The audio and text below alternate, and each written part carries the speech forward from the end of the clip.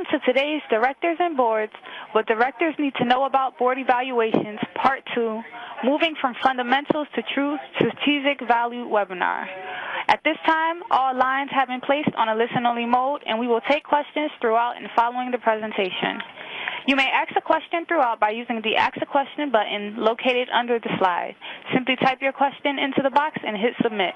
If you should require assistance throughout the conference, please press *0 on your telephone keypad to reach a live operator.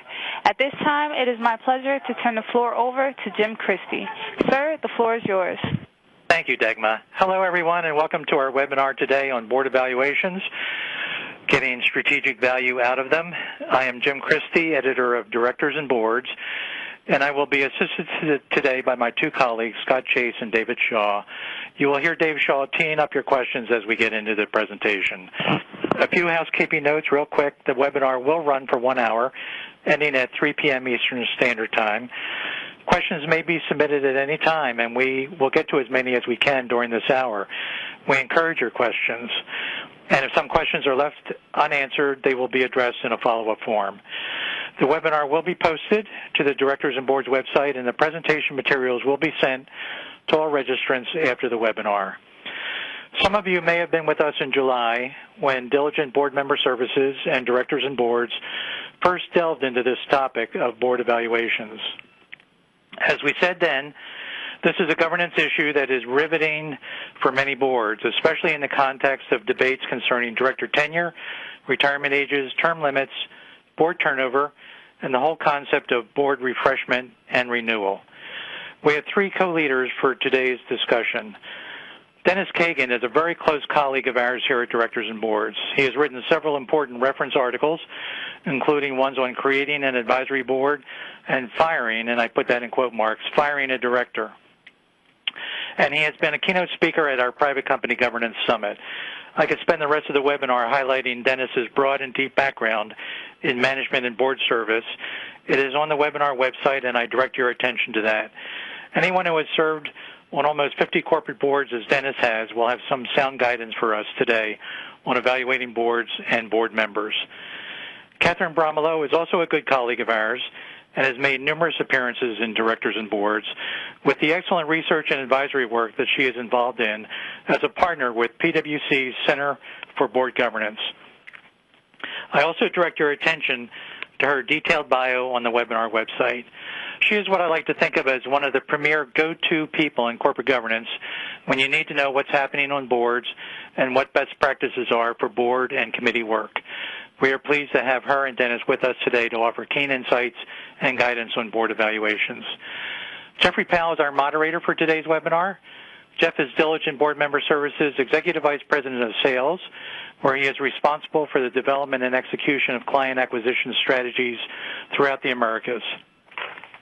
Jeff has advised thousands of companies across industries, including banking, energy, higher education, and healthcare, on how secure electronic access to board materials can improve organizational effectiveness and governance. This experience has enabled him to become expert in critical governance issues. Jeff, I know you are enthused about revisiting this important topic of board member evaluation, so let me turn the discussion over to you to get us underway. Thanks, Jim. I am enthused about it, and I'm very happy to be here today with our guests and talking further about this topic. I mean, we were very excited that after the webinar that we did over the summer that there was such a great response that we really felt like there was a need for a follow-up session on it. And I think that our speakers today will really add a lot of insights as we transition from the first webinar, which was really just talking about the making of an evaluation process for director and board evaluations, and now really talking about how to drive true strategic value for an organization with this process. Now, here at Diligent, of course, where we are the world's leading provider of secure board portals, this is a topic that's interesting for us because, of course, we've seen the process of distributing information to boards change from something that was, of course, historically a paper-based process to something that is more and more done securely electronically. And we've also seen a real change in how boards and board members evaluate or perceive board evaluations and what the best practices here are. And in our system, even though this is a component that we've always had in it, this ability to, whether or not you're polling your board or having them filling out questionnaires or surveys, it's always been a component of our system. It's something that we've seen much more, not just interest in, but really focus on the part of boards, and really wanting to use the evaluations with their board members as a way of, working with the boards to make key decisions and really improve the overall effectiveness as a board. So, of course, this process, particularly if it's done electronically, really offers not only a comprehensive experience, but immediacy and, of course, secure transmission of those communications. So I certainly hope that some of the people on the webinar were able to participate in the last one or maybe listen to the replay. But just to quickly review what we were talking about at the last webinar, where we were looking at the fundamentals of board evaluations, we're really starting at the beginning. Why would a board want to engage in this process? What are the objectives?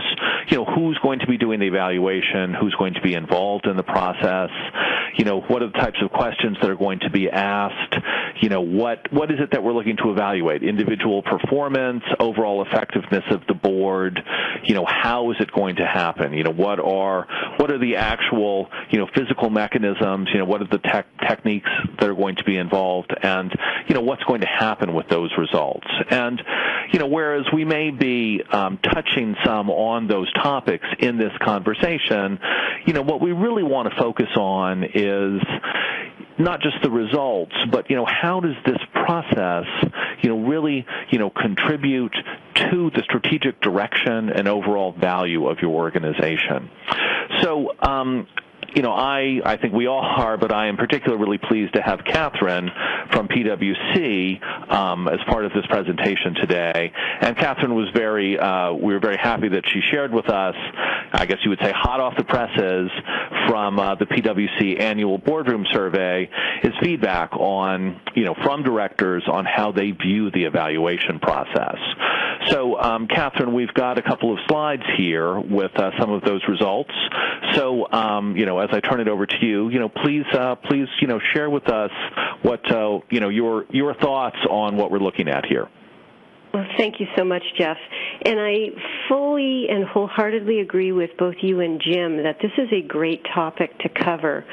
One of the most frequent governance questions we get from our clients is what they should be doing differently, either for their audit committee or their board as a whole.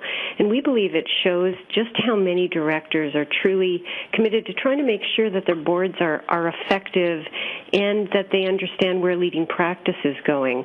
And as you mentioned, these results, you could not have timed this webinar better because these results are about two days old, just released from our annual corporate director survey. And there is some good news to report here. First of all, directors generally are quite satisfied that their boards are using an effective process for their evaluations. And they're generally quite positive with how board leadership is leading them through the process. So those are two very, sound and I think reaffirming findings. That said, almost 1 in 5 directors very much agreed that there are some limitations to being frank when they're doing their evaluations. And 16% also very much agreed that really the exercise was just a check-the-box exercise. I think those are two areas that we will probably touch on later in our discussion. Mm-hmm. In one of our other questions, we asked, and if we could go to the next slide, that would be great. In one of our other questions, we asked directors what happened in response to any of the issues that were raised in self-evaluation. And 1/2 of the directors, and we heard from over 860 directors, said that their boards made no changes. For those that did make some change, the most common one was to add additional expertise. What's also interesting is there were two areas where we saw the changes that were made, or more boards make changes in areas than when we asked this question back in 2012. And those two areas where boards were a little more active this year were in counseling one or more directors or in adding board diversity. So hopefully these results will give a little context to our discussion today. And Jeff, with that, I will turn it back over to you. Thanks, Catherine. Yeah, I mean, this information is great to have, and we were very fortunate that you brought this to us, and we really appreciate you thinking about that. So I am going to refer back to these, but really what we want to get into is talking about maximizing the evaluation effectiveness for a board, and what we're going to call 6 common pitfalls to avoid. So as we move into this, taking a look at the next slide and starting to talk about these activities, Dennis, you've been sitting there very patiently, and I'm sorry that it's taken a few minutes to get to us. But as we start to address these specific topics, one of the things I'd like to talk about just in a larger sense is one of the pressures that we see on boards right now is that they're being asked to do more and more things. And it's not so much that things are dropping off that they don't have to deal with. It's that there's more and more expectations of a board member, more and more time commitments. So, I mean, as we talk about the role of a board member in general, but also specifically as we're addressing this topic of board evaluations, I mean, a board member may recognize that there's value in this process, but how can you be sure to make proper time for this to be an effective exercise? And maybe Dennis, you could respond to that, and I'd also like to hear what Catherine has to say about it. Well, since 2009, when the SEC has more actively encouraged particularly public companies to select directors based on competence and skills, there's been an increase in the evaluation process. Sometimes it's enthusiastically embraced and sometimes not. And it's pretty much common practice in best practices circle. But one of the things that's not effectively measured in all cases is the softer criteria. Not necessarily do we check the box for financial competence, do we have an executive on the board that is familiar with manufacturing or this particular industry segment, but how do they interact together? What are the personalities? What's the communication style? And I'm fond of saying that in the case of directors, qualification does not mean suitability. So one director may be highly qualified and suitable for one board because of the personality or culture of the board, but not suitable for another. And where this comes into play is if you look at and I'll try and make this fairly brief, David, if you look at the real purpose, what's the purpose of an evaluation? Well, the evaluation should be constructive, not destructive. You're not there to criticize anyone. The purpose is to improve the board's overall performance and then that of each specific director. In essence, up their game, work on their weaknesses. And so the extent to which the board communicates together affects the level of communications, any repetitive comments where one board member will just repeat something that somebody else said, so there's going to be a tendency to pontificate. And in many boards, I've been on 52 corporate boards, in many boards, if you simply eliminated one director pontificating or repeating again with no real purpose except just to hear themselves talk, something that a previous director has already mentioned or is unnecessary to the discussion, you're going to add a significant percentage of time back to that board meeting, allowing you to cover the materials that you were intended to cover. And so the process of the board meeting, which can be a factor in the evaluation, are we staying on the agenda? Are we over-talking the subject? Are we under-talking the subject? So there can be evaluation criteria that help you measure that and give you back certain time in the board meeting to cover some of the additional obligations and requests that you're talking about. Ultimately, the board is about strategy and risk. And the board leadership, whether it's the CEO, chairman, presiding lead director, or so forth, needs to help the board prioritize. And the last thing I'll say, and let Catherine go at it, is that I was recently in another discussion in another seminar on board evaluations, and the one thing that came out of that one, which really, really impressed me, is that one of the most important aspects of being a board member is courage. The courage to stand by your views and your perspective and say something and have the confidence to say something and risk being wrong, but when you see something that you think is wrong, whether that's a director not performing, and I'm not saying being blunt, but whether it's a director not performing or whether it's just simply not honestly stating an answer, your answer to the question in an evaluation process, or where it's not having the courage as a board to get rid of a director who is being destructive to the overall mix, whatever it is, courage, it ends up, especially these days, being one of the most important factors in selecting your board members. Well, that's really interesting stuff, and what I like about sort of tying that together is what I hear you saying is that courage for being a board member is both having the courage to say something when it's important, when it needs to be said, but also having the courage not to say something that is not, feeling like you're obligated to talk, even if you're not really constructively adding anything to the conversation. But Dennis, I think you covered that very, very well. So, Catherine, I'm not trying to put you on the spot, but I do want to give you a chance if you have anything to add to that. Sure. I'm really struck by what Dennis was sharing with the idea of the ability to free up more time, to use the evaluation process to identify areas where maybe the board isn't being as efficient as possible. And I absolutely concur with the fact that the focus on strategy and risk management are the areas where directors are even telling us they want to spend more time. Every year in our annual corporate director survey, we ask on a number of elements, do you want to spend a lot more time with your board, a little more time, no time change, or less time? And always, up until this year, the number one area where directors wanted to spend more time was in strategy. This year it fell to number two, but only because the number one was IT risks, including cybersecurity, which, of course, has been a really hot topic this year. So I really like that, like what Dennis suggested of part of linking the outcome of the evaluation to ways to actually use time the way directors would love to use more time. David, I would add, if Catherine's done, I would add one more comment, and Jim knows my propensity for telling stories, but this one's apropos. I've been on a board for 12 years with a very highly regarded gentleman, and when he joined my board, he resigned. He aged out on the board of General Motors, Raytheon, Hewlett-Packard, and Hughes Electronics. So by far, a hugely qualified director.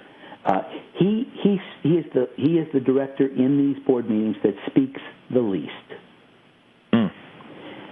After everyone has said something, he only says something if he feels that somebody missed covering something. Otherwise, just says, I agree. That's a good story, and Dennis is a sales guy. Of course, I love to tell stories, and am constantly reminded to rein that in on these type of webinars because if I started telling stories, that screen in front of you would start flashing with all types of messages of the D&B people trying to cut me off. And Catherine, obviously, you're right. Cybersecurity is a ever-present topic these days, and also is one of those instances of an additional task and time-consuming activity that boards are having to deal with right now. But I wanted to go back to just talking about some of those two slides that Catherine had provided, and we don't need to flip back to them, but they were talking about topics such as the board leadership productively leads this process, we have an effective process, there is sufficient follow-up, et cetera, and there were categories of board members responding that they agreed, they felt like this was very much the case or somewhat the case. And Dennis, I'm interested in hearing what in your tremendous experience as a board member, on these topics, what are the kinds of things that would help, change, board member board members' response, from somewhat to very much, in terms of the board leading the process and having an effective process. If a board member feels like it's somewhat of a process, what could happen to make them feel like it's, very much of a good process? I think in the end result, or in the end, it's the result. If it can be, and there, again, there are personalities of both the people and the boards that have to be dealt with and finessed. But if each board member left the evaluation process feeling that the overall performance of the board can be improved in certain specific areas that have been identified, and they themselves can even up their game. I mean, most directors are very, very serious and conscious of their fiduciary responsibilities and want to do a good job. And so if they're given some tools, a little bit of feedback on how they can improve their performance, and if their feedback on fellow directors for potential improvement, it seems to be openly accepted and acted positively on, I think that's a huge win for the company and a huge win for the people individually. And don't leave out, we keep talking about directors, but the right kind of an evaluation process should include senior management. There should be, state-of-the-art is a 360, which includes management evaluating the board and the board evaluating management in a board context. So all that plays together to improve the shareholder value. Yeah, that's an excellent point. Oh, I'm sorry, Catherine. Please go ahead.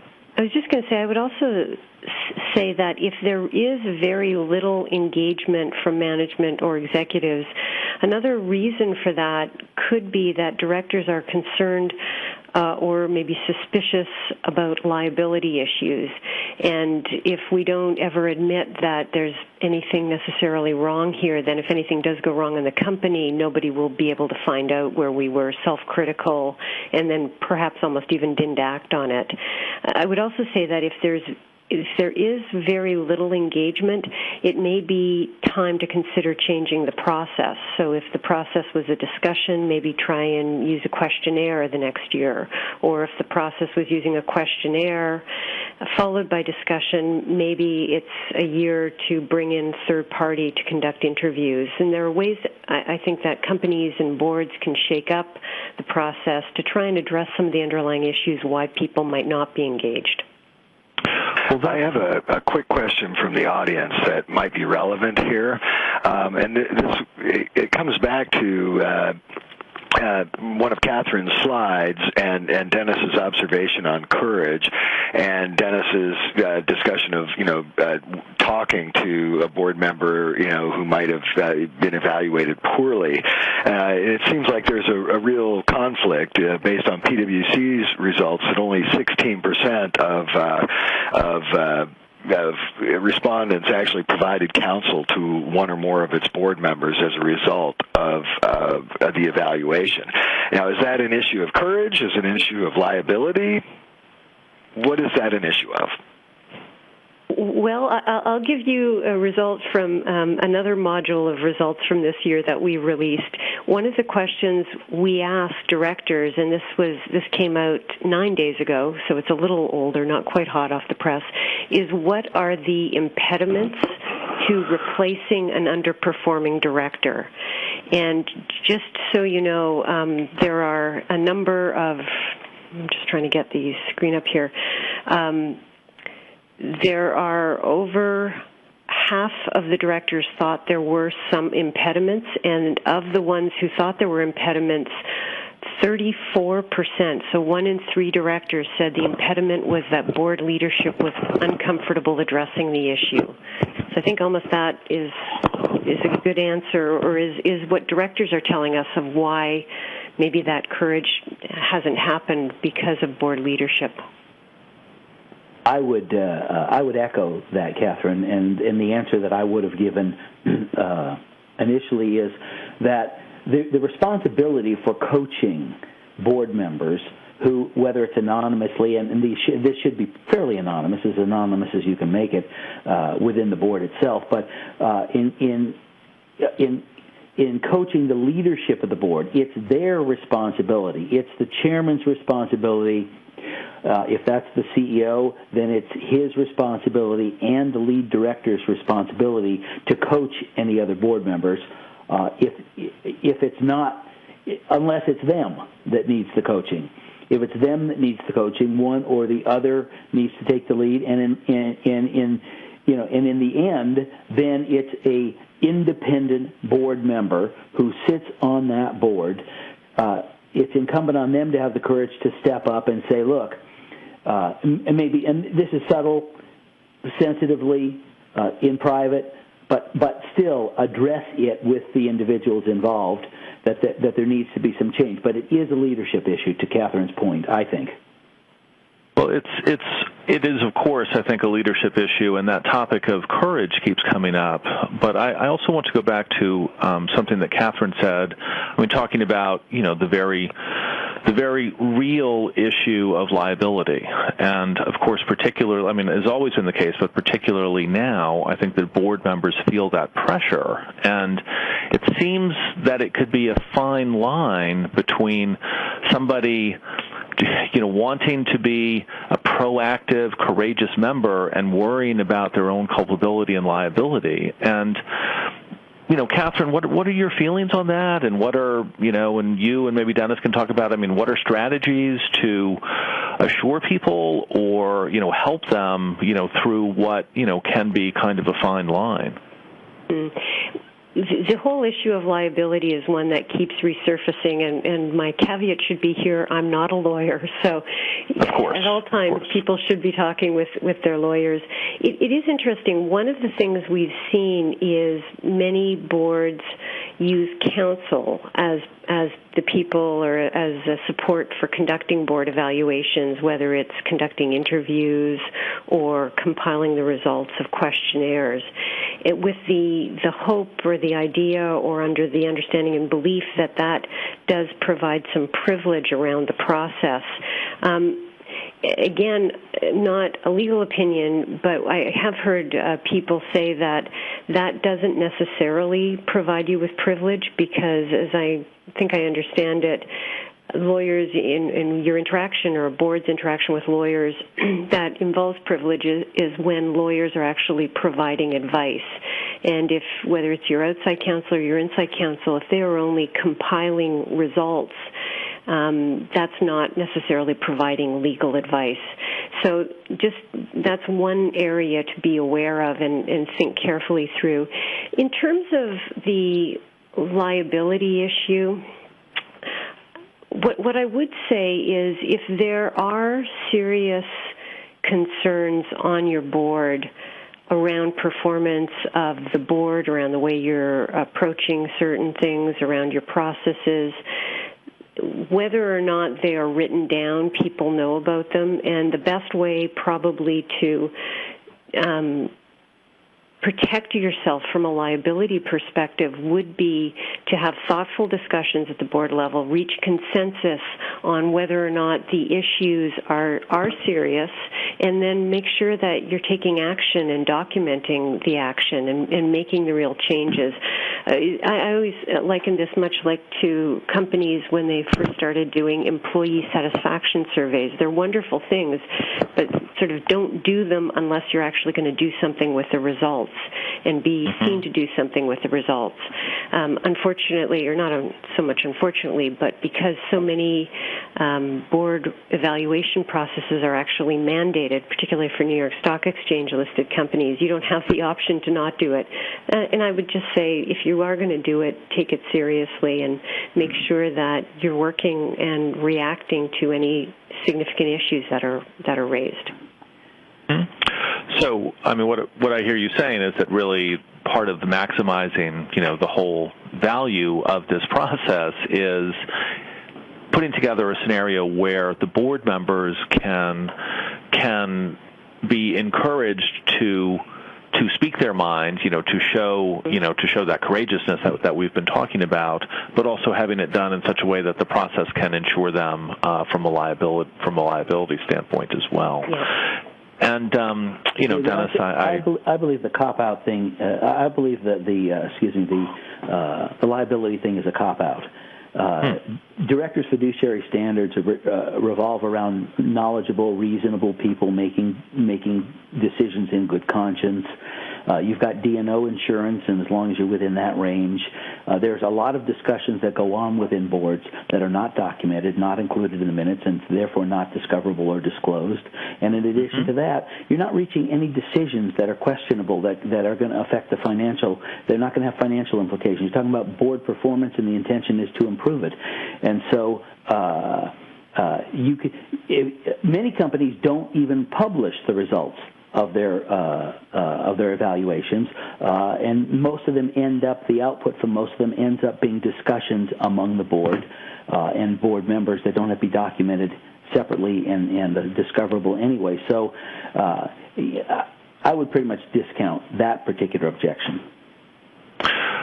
Okay, and that's a very interesting thing to say. I mean, when you say that it's a cop-out, do you mean that it's a cop-out on the part of an individual board member who doesn't want to do the hard work, or what exactly are you saying? I would say it's depending on who's making the claim that, well, we're concerned about the liabilities involved should something go wrong, somebody come back.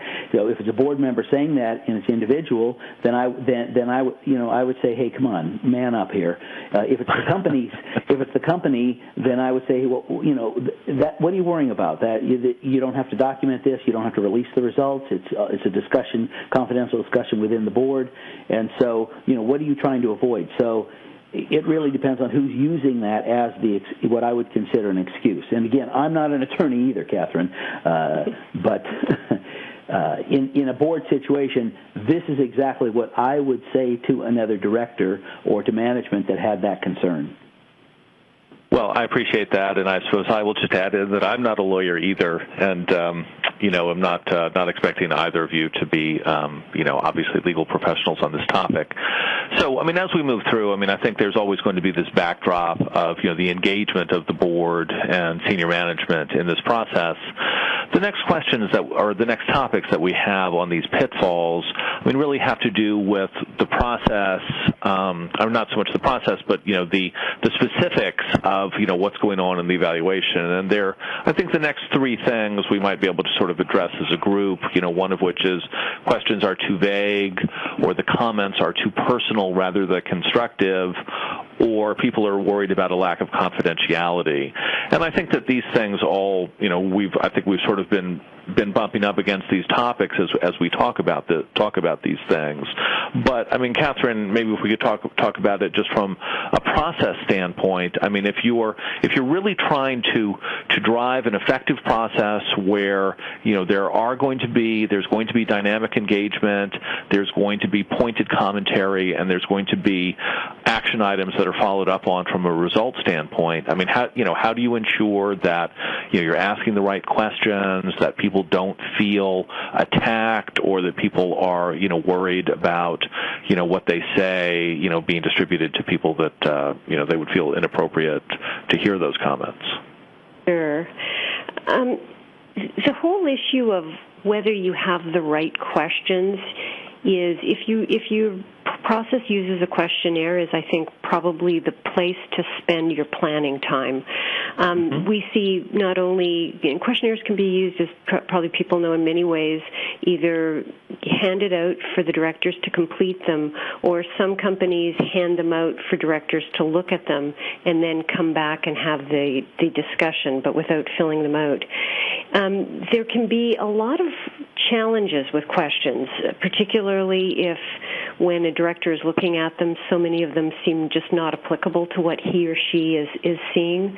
I remember speaking with one director who indicated that they used a questionnaire, and the questionnaire was really great, and in the first few years they used it, they were able to identify lots of areas to make changes and improve their process.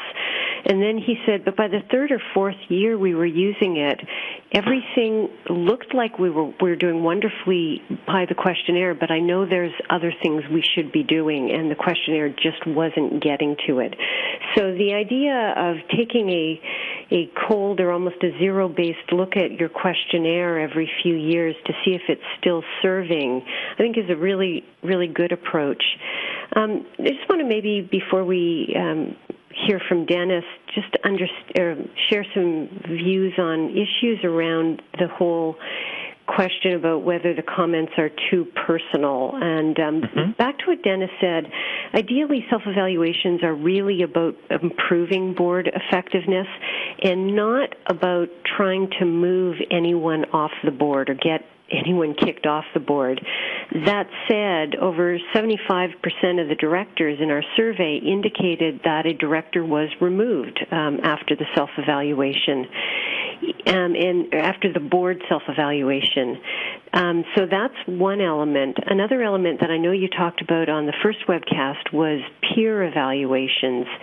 And again, I think if you're going to do that, because they do get tricky and very personal very quickly, think about how you want to phrase the questions and which questions you want to ask. I was talking with one director who talked about the success they'd had in a peer evaluation, director to director, and she said they really used two pretty simple questions. And the first question was, what does this director do well that you'd like to see them consider doing? And then can you give examples of 2 or 3 things that you'd like the director to do differently to be more effective? And something like that that's not with just what's wrong with this director, but how can they be more effective, almost in a coaching format, maybe a little more helpful when you get into some of the peer evaluations. Sure, and I can see how that would be the case. And Dennis, turning it over to you, I mean, whereas, I really appreciate, I would appreciate being on a board with you where, you said something to, whether that was to me or somebody else, such as, come on, man up. I know that, you don't always necessarily have that opportunity. So just following through on some of the things that Catherine is talking about, and, Catherine touched on a lot of very interesting points there. How do you do that? How do you, what are the types of questions, what are the types of comments where you can really, in a positive sort of way, try to make points with someone about something you'd like to see them do better? Well, first of all, besides just questionnaires, one of the more effective techniques is actually interviewing the board members.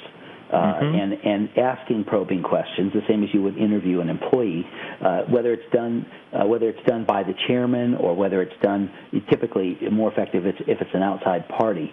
The key you can't arrive at a authoritative conclusion unless you get all the information. And the only way you can get all the information from a director about their feelings, about themselves and about their colleagues, is if they're ensured both confidentiality and that the information will be handled sensitively. This is not about confronting directors. This is about improvement. The one question I would have about the statistic about how many directors were removed is I would ask, how long after the evaluation were they removed? If they were removed the day after the evaluation, I would say there was something wrong. There was something done wrong. Because the objective is to improve those directors. They were put there for a good reason. How long have they been performing badly? And if the evaluation is to improve them, why let them go the next day? If they were removed, several board meetings after the evaluation was done, then I would say clearly they failed to respond to constructive criticism, no matter how it was delivered, and improve those things that they were coached on in the first place. Board evaluation, to me, the areas that, and these are softer areas, as I said, that most directly affect the performance of the board. The first is communications. How do they communicate together? The second is the individual characteristics of each board member. And the third thing is the process that the board goes through, how they set the agenda, how they keep time of how they move from one subject to another, what subjects they cover, how deep they allow people to go, those kinds of things.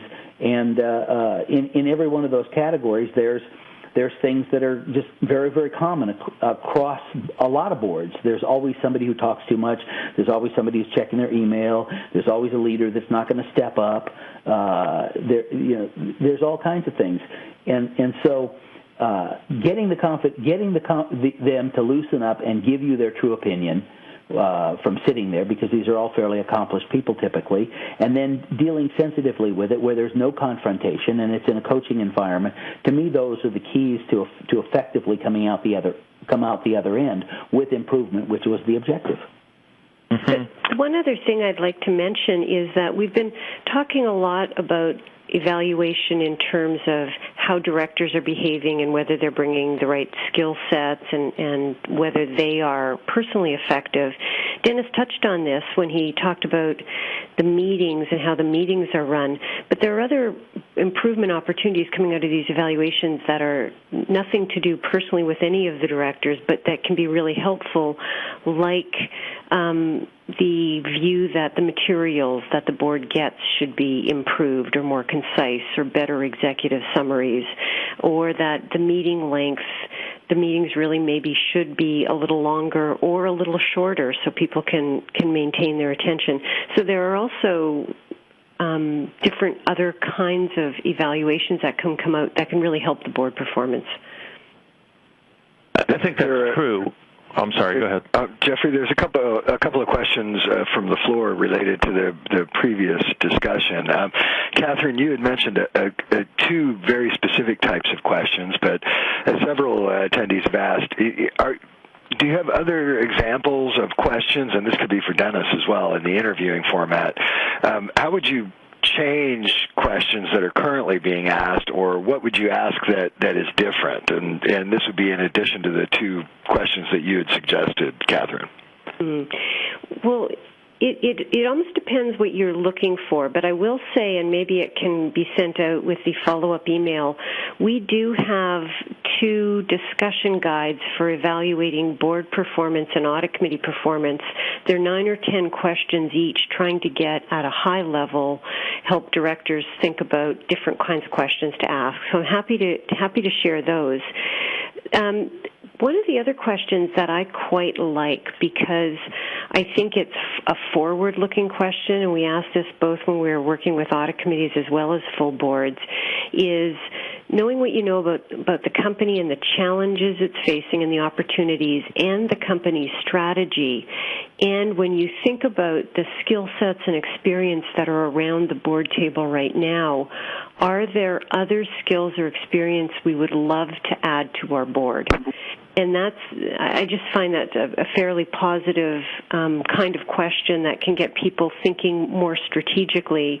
And then if there are, and the decision is made that you need to seek those other kinds of directors, then you have to deal with whether or not you're going to make your board larger or ask someone whose maybe skill set isn't quite as current.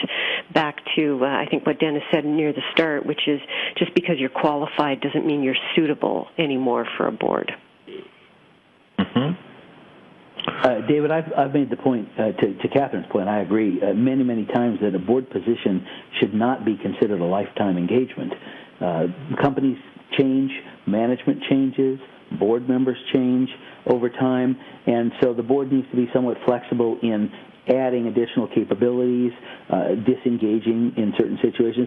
For example, if you change the CEO may have a completely different style that just doesn't work quite, even though the board may have selected them, it just doesn't work quite as well culturally with the board, and so maybe there need to be some changes there, one way or the other. Well, David, I'm sorry, Dennis, of course I agree with you, but, who drives that process?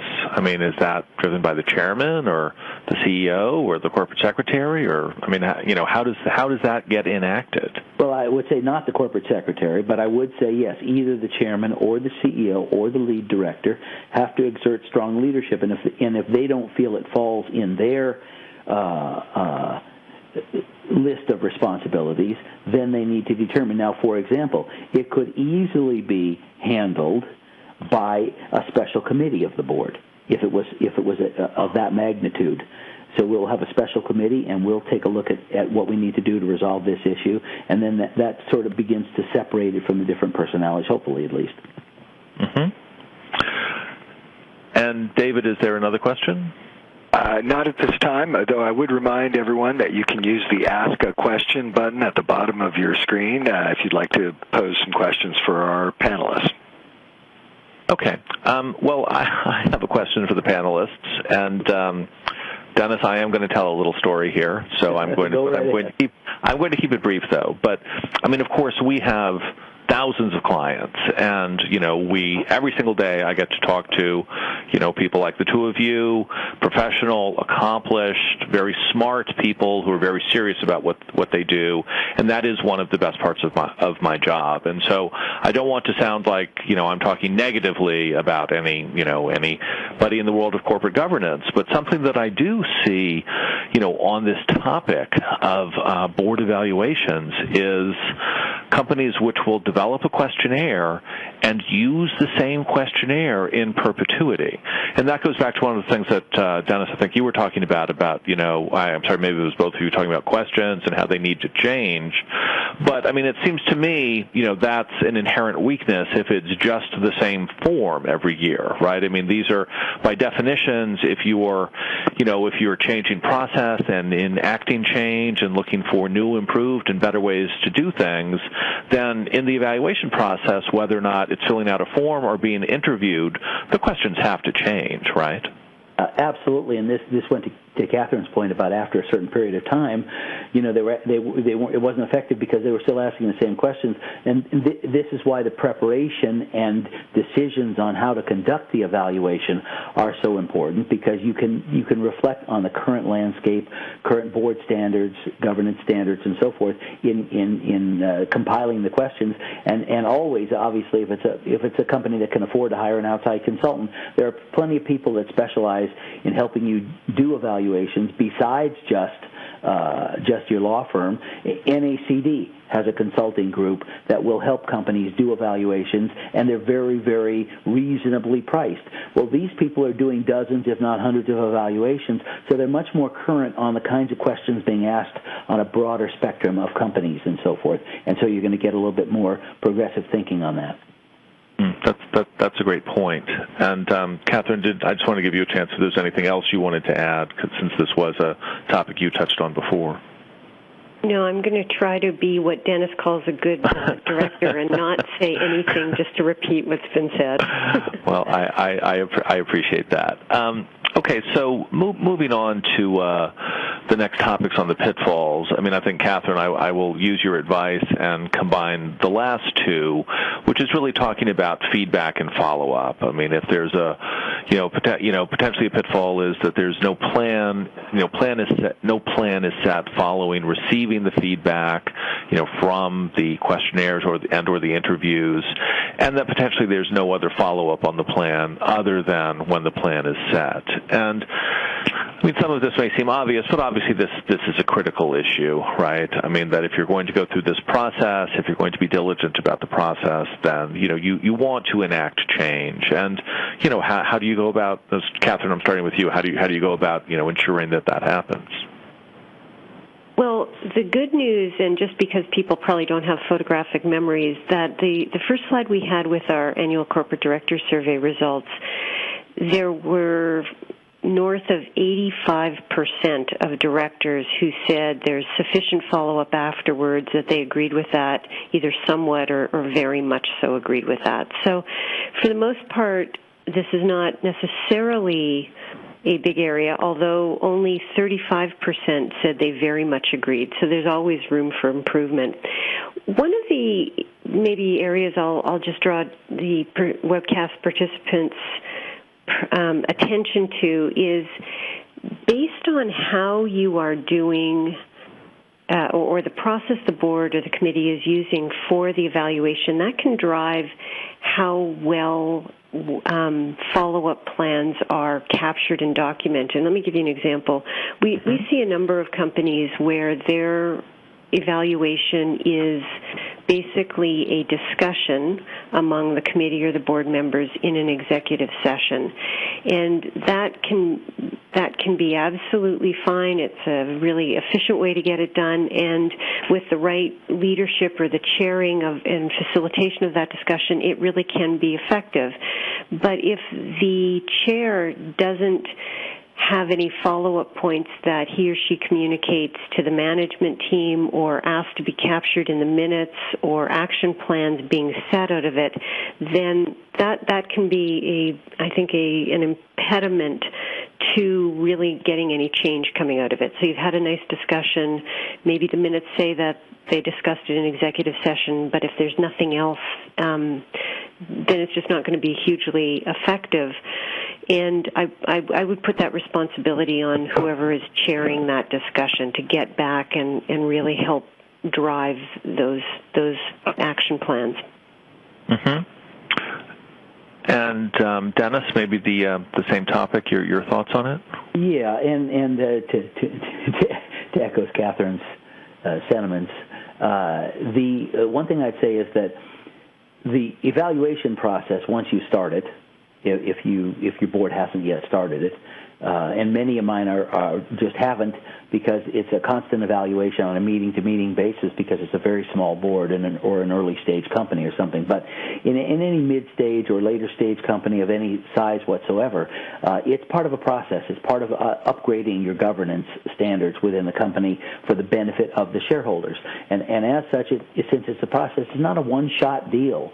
If you're going to start it, you're going to be continuing it year to year. So it makes a lot of sense to have at least in next year's evaluation, to say, okay, how did we do in following through and providing feedback and providing guidance and suggestions to all of the recipients of the feedback, whether it's management, whether it's us over our overall process, or whether it's us individually. How did we do in providing the feedback, and how did we do in reacting to it and following up on it? And good leadership might even have a midterm on that. 6 months later, they may say, hey, let's just do a sanity check here. How many feel that they are getting something out of it? Any suggestions? Did you get feedback? And you can kind of track it and measure it and then improve it the next year. So that would be what I would say in that situation is it's probably not going to be perfect the first year, but there's a lot of ways of improving it, even doing some research. Well, how do other companies do the feedback that might be better for us than what we're doing now? And, along to that last point, is this, I guess, Catherine, I'll start with you and then maybe flip it back over to Dennis. But, is this a topic where you see a lot of benchmarking among companies where they're really interested, what do other companies of, my size or my industry or my structure, how do they handle this process? Is that part of what goes into the planning? I haven't seen benchmarking on the process per se. Where I have seen benchmarking that feeds into some discussion on board effectiveness or board evaluations has been more in terms of the metrics that are easier to know. So, for example, the National Association of Corporate Directors has information on average number of meetings, board meetings and committee meetings, and meeting length from their annual survey. And so we've seen benchmarking in terms of that, sometimes benchmarking in terms of peers around board size or committee size. So it's been more the benchmarking on some of the harder statistics. Mm-hmm. And, Dennis, do you, as, such an experienced board member, do you get asked sort of what your opinion on, best practices? Well, what do the other boards you've been on do? Or, what do you think we should do? Is that something that, people, is that, an extra burden people put on you? Not necessarily me, but in the course of just the kinds of things that executives attend and where they go, and even if it's a meeting with a customer at a certain level, I do see a lot of discussion about, well, I'm on this board, and oh, really? Well, how do you do this, or how do you do that? So there is that kind of on a professional level among directors with other directors, but it isn't. I haven't seen it formalized, and particularly on the area of evaluation, that's not something that I get asked about a lot. There are other things like stock option plans or financing alternatives or succession or just a whole bunch of different things, or how are we going to get rid of that CEO? There's all kinds of things that people do ask me, but evaluations is not one of them typically. That's funny. People ask me that all the time, too. Actually, I want to make one point. We've been talking about board evaluations, given the intense interest we know our directors have and our management teams have on them. But I just want to make sure people are aware that this is also an area where investors are getting more interested. And earlier this month, the Council of Institutional Investors issued a short paper calling on more companies to provide more disclosure about how the board's evaluation process works. So they are, it looks like CII is on a path to try and encourage more. And they quote, and they provide examples of how some companies in other countries provide disclosure about board evaluation processes. So that's one area. If they are successful in getting more companies to provide that kind of disclosure, that could be another source of your ability to benchmark how you are doing it versus other companies. I recently was in a seminar with an expert in this area from Canada, and the Canadian companies, it's a requirement to have an evaluation. And the other thing I'd say to Catherine's comments is that notice what she said was the investors want to look at the board's evaluation process, not the specifics. So that goes back to that liability concern. Very interesting. Well, I know that we're getting down to the last few minutes, and I'm sure that there are questions from the audience. So, there are indeed, Jeffrey. I'm going to try and condense some of these. One is, there was some discussion about using outside entities to conduct the evaluation. Can you speak a little about the relative merits of using a law firm, an audit firm, a governance consultancy, or other model for outside facilitation? Well, I can say that my response would be that it's really a matter of what would suit that particular company and its board best. If they think that doing it, if they're more concerned about confidentiality or whatever, they might pick a law firm. If they're more concerned with the range of options in the techniques for conducting the evaluation, they might pick a firm that specializes in doing board evaluations. There's a number of consultants. So there's no one answer for everyone, but there are alternatives that you can look to with a little bit of research that maybe they only assist you in preparing and designing the evaluation, and they don't assist in consulting it. So it's not one size fits all. There's going to be a methodology that will fit your what you can afford, what the company can afford in both money and time, and what would work best with that set of people. Okay. Given our time constraints, there are several questions. These will be presented to all of our presenters for follow-up after the webinar. I'd like to close with one big question that might be the result of some of these evaluations, and this is asking for advice. How does a board that has never removed a director do it for the first time?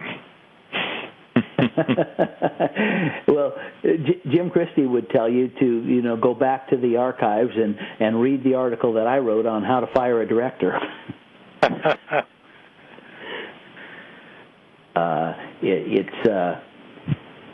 It ranges all the way from the CEO or the chairman just taking somebody aside and saying, "Hey, look, it's so and so, it's time to move on," all the way to a situation. I just had a discussion this morning in a breakfast meeting about how to remove a CEO, and it's quite possible that they should have their law firm there in the room and a police officer standing outside the room when they inform this gentleman that it's either this or this. Take your pick, but you're leaving anyway. So it can range all over. And it depends on the stake the person has in the company and just the whole thing. But there are techniques that can try and smooth it as best as possible. But we don't, that's a whole seminar in itself. Jim, for you to close.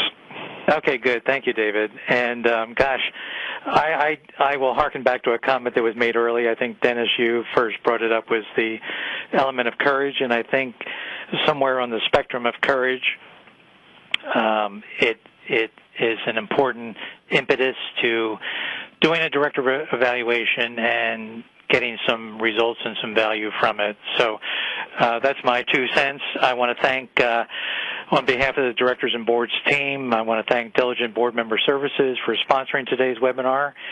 We've had several very successful webinars with Diligent this year and last year, so I'm delighted to again present the firm and its expertise to the audience. Thank you, Jeffrey, for moderating this informed briefing. Thank you, Dennis Kagan and Catherine Bromelo, for providing your distinctive insights and guidance. And yes, stories. Dennis, you do have great stories. I thank our listening audience for your time and attention to this presentation of key issues in board evaluations.